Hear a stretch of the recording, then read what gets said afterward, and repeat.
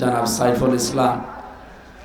এতক্ষণ যারা আলোচনা রেখেছিলেন মাওলানা হোসাইন মাহফুজ, মুফতি আলী হায়দার, হাফেজ মাওলানা মফিজ উদ্দিন, মাওলানা মুফতি আলাউদ্দিন, অনেক মানুষের নাম দিয়েছেন। সামনে বসা মুসলমান ভাইরা, পর্দার আড়ালের সম্মানিতা মা এবং বোনেরা, প্রশাসনের ভাইরা, প্রাণ প্রিয় গাজীপুরবাসী, কথা বন্ধ করেন, দাঁড়িয়ে না থেকে জায়গা পেলে বসেন, দেখতে ভালো লাগবে। এখানে কিছু বিছিয়ে দিলে বিছিয়ে দেন। ধর্ম, জাতি, বর্ণ, ধর্ম নির্বিশেষে আজকের এই অনুষ্ঠান, এটা কি শুধু মুসলমানদের? এটা ক্লাস চলছে, আমরা 1 ঘন্টা খানিক ক্লাস করব, কোরআনের ক্লাস। নবীজি জানিয়েছেন মাজলিস ফিকহিন খায়রুম মিন ইবাদাতি 60 সানা। ইলমে দ্বীনের একটা মাজলিস যদি 1 ঘন্টা কেউ ব্যয় করে, 60 বছর নফল ইবাদতের চাইতেও বেশি সওয়াব পাওয়া যায়। সুতরাং আমরা এখানে ইবাদত মনে করে কোরআনে কারিমের নির্ধারিত আয়াতকে বোঝার জন্য একটা চেষ্টা চালাবো। বাড়ি যাওয়ার আগে যেন অপরাধগুলো আল্লাহ মাফ করে জায়গাটা নেকি দিয়ে পাল্টিয়ে দেন। এখানে অনুষ্ঠান শুধু মুসলমানদের জন্যে, হাদা বায়ানুল লিন্নাস, মানুষ পদবাচ্য যারা বিবেচিত সবার জন্য আজকের অনুষ্ঠান। এই জন্য আমরা পৃথিবীর সম্মানিত সৃষ্টি, ওয়ালাকাদ কাররামনা বানি আদম, বনি আদমকে আমি আল্লাহ সম্মান দিয়েছি।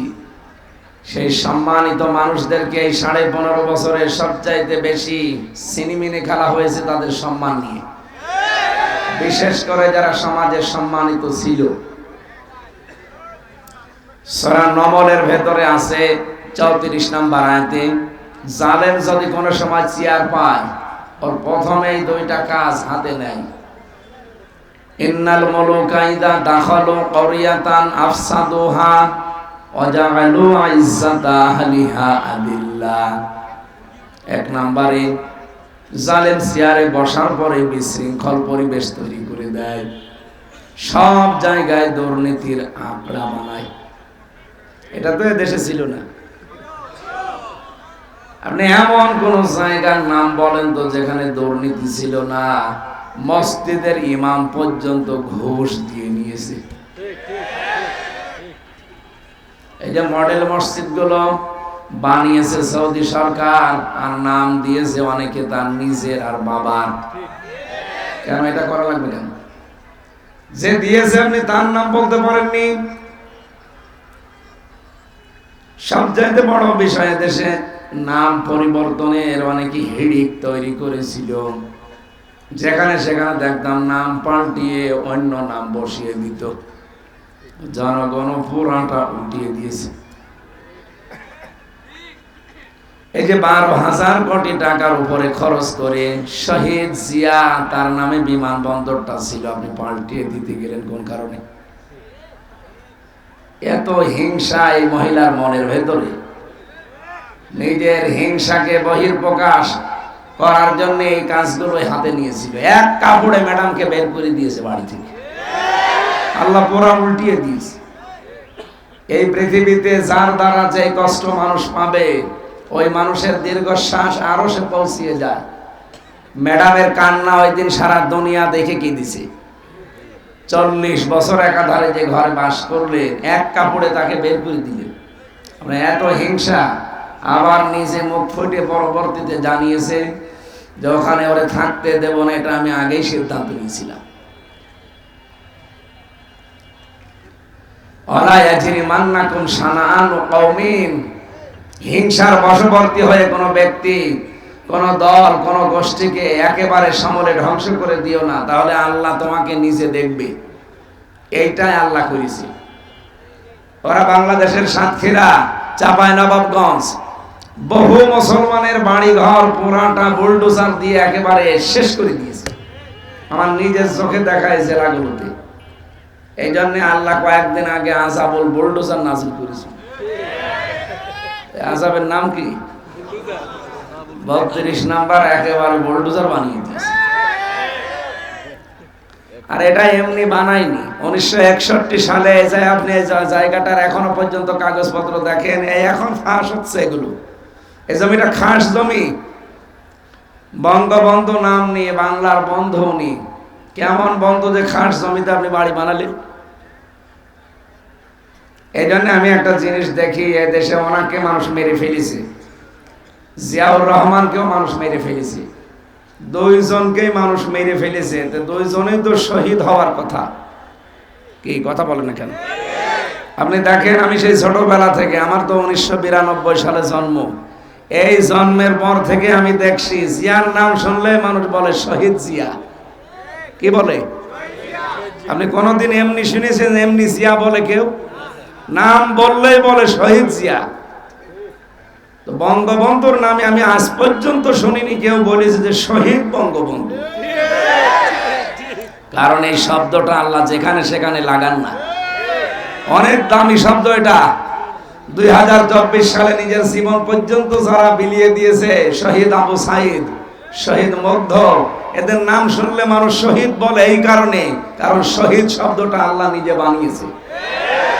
যারা শহীদ হয় এদেরকে মরে গেছে কথা বলা যায় নেই, মুখের উপরে আল্লাহ তালা দিয়েছে, ওই এই কথা কখনো বলবি না যে যারা মরে গেছে শহীদ হয়েছে ওরা মরে গেছে না।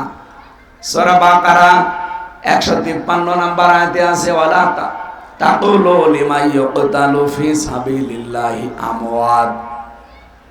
কখনো এই কথা মুখ দিয়ে বলবা না যারা শহীদ হয়েছে ওরা এমনি মরে গেছে, বালা হায়াউন, বরং তারা জীবিত, ওয়ালাকিন লা তাশউরুন, কিন্তু টের পাও না। মানুষ যেহেতু মুখের পরে ধারণা করতে পারে অন্তরে, এই জন্য আল্লাহ অন্তরের উপরেও নোটিশ দিয়েছেন, ওয়ালা তাহসাবান্নাল্লাযীনা কুতিলু ফি সাবিলিল্লাহি আমওয়াতা বাল আহইয়াউন ইনদা রাব্বিহিম ইরযাকুন। সূরা আলে ইমরানের 169 নম্বর আয়াতে আছে, পৃথিবীর মানুষেরা এ ধারণাও করবা না যারা শহীদ হয়েছে ওরা মরে গেছে, ওরা কিন্তু জীবিত, ওরা আমি আল্লাহর কাছে রিজিক পাই। বলেন সুবহানাল্লাহ। গাজীপুর বাসী মানুষ কি ঘুমিয়ে থাকলে খাওয়া লাগে? বলেন বলেন। তার মানে শহীদরা ঘুমায়ও না, ওরা এই জীবন থেকে আর এক জীবনে ট্রান্সফার হয়ে চলে যায়। যেহেতু জেগে থাকলে খাওয়া লাগে, এই জন্য আল্লাহ নিজেদের কুদরতের খাবার তাদেরকে খাওয়ায়। আপনি শহীদ নাম শুনলে দেখবেন জিয়ার নাম আসলে মানুষ শহীদ জিয়া বলে, আর বাকি আর যাদের নাম বললাম কে শহীদ বলে না। এই কারণে বলে না, কারণ এটা কবুল হওয়া লাগবে। এক কথা বলছেন না? 2016 সালে আমি যখন আরাফাতের ময়দানে পাশে মসজিদের নামিরা, কাবার ইমাম ওই সময় হজের খুতবা দিচ্ছিল, তিনি খুতবা দিয়ে আরবিতে বলছে শহীদ জিয়াউর রহমান, এই নামটা উচ্চারণ করে তিনি একটা দোয়া পড়লেন। আল্লাহ লক্ষ লক্ষ মানুষকে যিনি মাথার উপরে নিম গাছ লাগিয়ে ছায়া দিয়েছে, এটা সাজারত জিয়া বলা হয়। আল্লাহ তুমি তাকে তোমার রহমতের ছায়া দিয়ে আটক করে দাও। আপনি চিন্তা করেন, লক্ষ লক্ষ হাজি সেখানে, কাবার ইমাম নিজে দোয়া করছে খুতবার ভেতরে, এমনি খুতবার দোয়াগুলো কবুল হয়ে যায়। আমি নিজে ওই ছায়া স্থান নিয়েছি নিম গাছের নিচে। শুধু বাংলার হাজিরা না, পৃথিবীর যত দেশ থেকে হজ করতে যায় মানুষ কিন্তু ওখানে আশ্রয় নেয়। একটা গরম দেশ, মাথার উপরে যখন এই ছায়াটা পড়ে এমনি মন থেকে তার জন্য দোয়া চলে আসে। আমার মনে হয় কোটি কোটি মানুষ কিয়ামত পর্যন্ত আসবে আর শহীদ জিয়ার জন্য মন থেকে দোয়া করবে। তাহলে এমন জায়গায় দোয়া করছে, জায়গাটা যেমন তেমন না, আরাফাতের ময়দান, যে 10 জায়গায় দোয়া কবুল হয় তার ভেতরে এটা একটা। সুবহানাল্লাহ বলতে পারেন। এটা মাজলুম পরিবার, ছেলেটা মারা গেল, মারা যায়নি আরাফাত, আরাফাতকে মেরে ফেলা হয়েছে। কারণ এমন এমন কাজ করে মানুষ মরে যেতে বাধ্য হয়। এক লোক বউ পিটাতো, বউ একদিন ডাক দিয়ে বলছে তুমি যেভাবে পিটাও আমাকে রাখবা না, যে কিলের ওজন দেখে টের পাও না, কোনদিন বলেছে যে আমি আরাফাতকে মেরে ফেলেছি? বলে না, এমন কাজ করেছিল যেন আরাফাত মরে যায়। আল্লামা শহীদ দেলাওয়ার হোসাইন সাইদি, সেও মারা যায়নি, তাকে মেরে ফেলা হয়েছে। এদের নাম পরিবর্তনের হিড়িক, এটা ইহুদি আর খ্রিস্টানদের কালচার। আপনি দেখবেন মোসা নবীর নাম ইহুদিরা পরিবর্তন করে দিয়েছে জোসেফ। আমি বাইরের দেশগুলোতে যখন যাই, ইহুদিদের সাথে কথা বলে দেখেছি, জিজ্ঞাসা করি আপনার নবীর নাম কি? বলে জোসেফ। জোসেফ মানে মুসা আলাইহিস সালাম। আমরা মুসলমানেরা যাকে মুসা বলে চিনি, ওরা নামই পাল্টিয়ে দিয়েছে জোসেফ। খ্রিস্টানদের সাথে মিললে ওদের জিজ্ঞাসা করি আপনাদের নবীর নাম কি? বলে যিশু। যিশু মানে ঈসা আলাইহিস সালাম। ওরা ইব্রাহিম নবীর নাম পাল্টিয়ে দিয়েছে আব্রাহাম। এই বাংলাদেশে নাম পরিবর্তনের হিড়িক তৈরি করে শহীদ আব্দুল কাদের মোল্লা, এই লোকটাকেও পর্যন্ত কসাই কাদের বানিয়ে ফাঁসি দিয়েছে। আল্লামা দেলাওয়ার হোসাইন সাইদি, তার নামই দেলাওয়ার হোসাইন সাইদি, অথচ নাম পাল্টিয়ে দিয়েছে দেল্লু শিকদার। এই যে জালেমরা ক্ষমতায় বসলে প্রথম কাজ তাদের এইটা, বিশৃঙ্খল পরিবেশ তৈরি করে দেয়। দুই নাম্বারে ওই দেশের যারা সম্মানিত মানুষ তাদেরকে অপমান করে। এদেশে আলেমরা সবার কাছে সম্মানিত ছিল, কিন্তু এ জালেম সবচেয়ে বেশি অসম্মান দিয়েছে আলেমদের।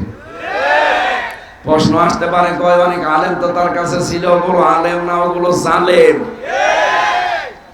জালেম না হলে কেন্দ্রীয় মসজিদের ইমাম পর্যন্ত পালিয়ে যায়? বলেন, পৃথিবীর ইতিহাসে আমি আজ পর্যন্ত শুনিনি কোন মসজিদের ইমাম দুর্নীতির দায়ে পালিয়ে গেছে। এত নিচে নেমেছিল ওদের চরিত্র, শেষ পর্যন্ত মসজিদের ইমামও থাকে না, সেও পালিয়েছে। পরবর্তীতে এসেছিল ইমামতি নেওয়ার জন্য জোর করে, এদেশের জনগণ জোতা পিটা করছে। লজ্জা তো নেই। সকালবেলা আবার স্ট্যাটাস দিয়েছেন, জনগণ জুতা মেরেছে কিন্তু আমার গায়ে লাগেনি। শয়তান, মানে কি বলবো আর মানুষকে।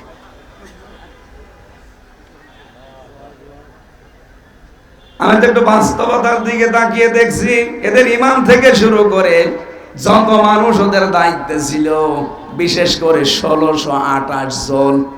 কয়জন? একটা দেশ চালাতে লাগে 1628 জন মানুষ। বাংলাদেশে এখন চলছে এই চেয়ার গুলোতে যারাই